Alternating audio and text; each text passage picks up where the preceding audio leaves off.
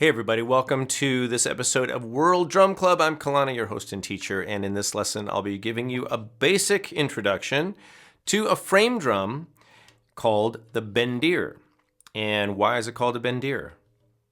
Well, the Bendir features strings or snares on the inside, and we can actually tighten these and loosen them just by friction, by pulling on the string. So if I grab all these strings, they're like little threads, then I can loosen them. I'm not sure how well you can see that. They're kind of sagging now. So now if I play the instrument,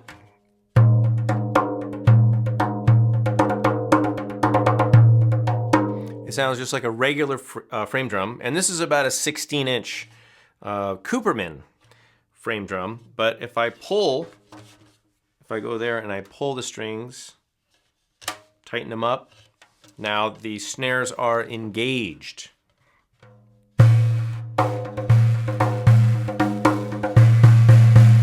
And this has a really unique buzzing quality,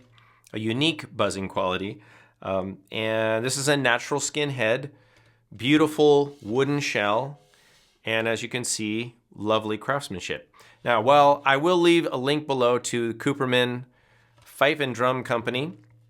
I highly recommend you check them out. If you're looking for a nice frame drum, something for yourself, then definitely go to Cooperman. They're wonderful people, just the best quality. Right now, we're going to look at some basic techniques and give you a little rundown so you can get started playing the frame drum if you haven't already. So you can use any kind of frame drum, even your typical music classroom kind of frame drums. I would recommend that if you're going to practice this, practice the techniques that I'm going to show you right now, you start with at least something about 14 inches, maybe up to 18 inches in diameter. I'm sorry, I don't know how many centimeters that is, probably 20 to 30 or something. But don't quote me on that. So what you're going to do is you'll take your hand and just have it like this, and then the drum just goes right in there. If it's a deeper shell like this one is, you might have a hole, boop, where you can put your thumb. And that's so you can grab the drum and still have the rest of your fingers close to the head. If I grabbed it back here like this, then I can't reach. I can't reach the head. So we use the hole so we can get our bottom hand close to the head, because we do end up playing on the with our bottom hand. But right now we're going to focus. That's level 2. Right now we're going to focus on our other hand. So once you get the drum in place, and what I would do is just let it rest in your hand, and then let it tip forward a tiny bit, and that will stabilize it. And rather than being up here and kind of being wobbly, if you just let it tip forward a little, now it kind of locks in place. It's got some pressure, it's got a little bit of an angle, and it feels more stable. So once you've got that, you can place, and this is one way to do it. There's multiple ways. Go watch some other teachers, but this is one way, and I think it's a nice way to get started. And this is what we call tar style, or the holding style. There is a style where you place it in your lap. That would be for a larger drum. So this style, we're going to place our thumb on the side of the drum, and I'm playing this left-handed right now because I do play some instruments left-handed, usually the ones that require a little more finger work, finger dexterity. So I'm playing it left-handed. If you're right-handed, you're going to hold the drum in your left hand. I'm holding it in my right hand. But if you're watching this and you want to try it along with me, then you can mirror me, and that will work out perfectly. So place your other hand either at, in my case, when I'm looking at this, it's 9 o'clock. For you, it might be 3 o'clock. And if you're a late riser, it might be 5 o'clock. No, it's going to be 9 or 3, 90 degrees around from your bottom hand. And your thumb's going to be stabilizing your hand and the drum. And then we're going to use a kind of a turning motion from our elbow, really coming from the back to the shoulder through the arm. But I would say just this kind of motion, like turning a knob. What you're not going to do, And what some of you will still do is use your knuckle and use your finger muscle. Okay, so the drum, this is important, the drum is not played with a stationary arm and palm, and we're just using fingers. There might be some people that do play other drums that way. This drum, we're going to be thinking more about our entire arm, but we are going to make contact with our finger. So we're going to start off by learning the low sound, the low tone.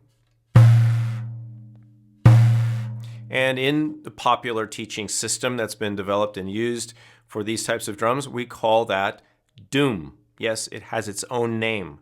Just like you would call sound on djembe bass or open or slap, on the frame drum, we call the low sound doom. And that's usually either spelled D-O-U-M or D-U-M. So what we're going to do is stabilize our hand with the thumb, turn our hand with this kind of doorknob twisting motion, but what you can do is start off with your palm facing down towards the ground. Hand is relaxed, everything's relaxed. And then into the head, this way. Now notice I'm not flexing my knuckle, I'm not moving my finger individually. I am focusing that whipping motion and striking the drum with my ring finger primarily, and it's pretty much flat. It's not the tip of my finger. But just relax, strike the drum in this area.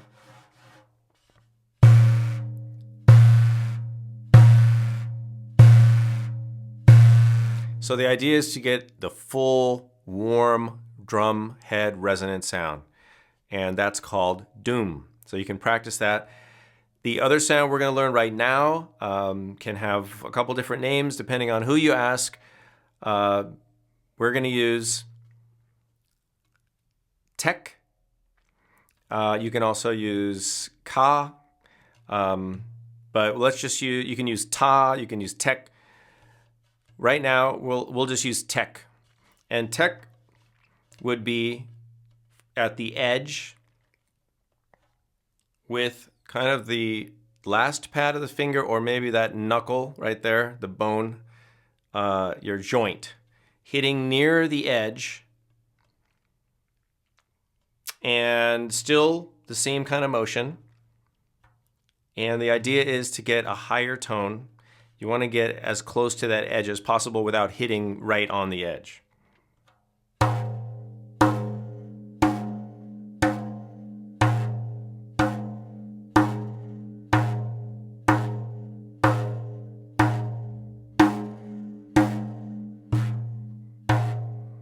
And you can see I'm a little bit rusty. I haven't picked up this drum in a while. Shame on me. But those are the two tones, doom and tek. Doom, tek, tek, doom, doom. Doom, doom, tek, tek, doom, tek, tek.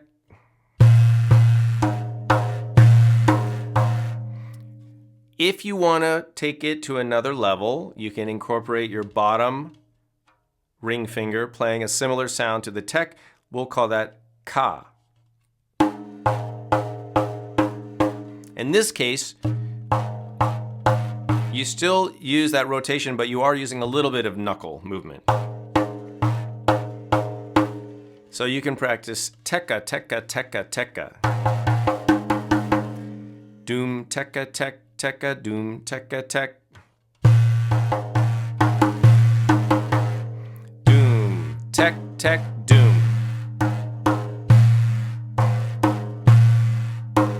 Doom, tek, tek, doom, tek. Doom, tek, tek, doom, teka, tek. All right, you have a picture of how this works now. Now your job is to practice. And you can do that in a number of ways. Remember, always practice with a metronome or backing track or some sort of groove or reference track if you can. Go watch Lane Redmond's video. Go watch Glenn Velez's video. I will leave some links to other people's websites and videos that I think will be helpful to you. Remember to practice, focus, have fun. And if you like this, of course, give us the big thumbs up. I'll see you all in a future video. If you like that, give it a thumbs up. Be sure to subscribe to the channel and enjoy all the other hundreds of videos we have here at the World Drum Club YouTube channel. If you want to invest in your own education and take it to the next level, join us at patreon.com. You'll get access to me, also other videos, and a bunch of downloads that you can't get here on YouTube. Thanks for watching, and thanks for being a World Drum Club supporter.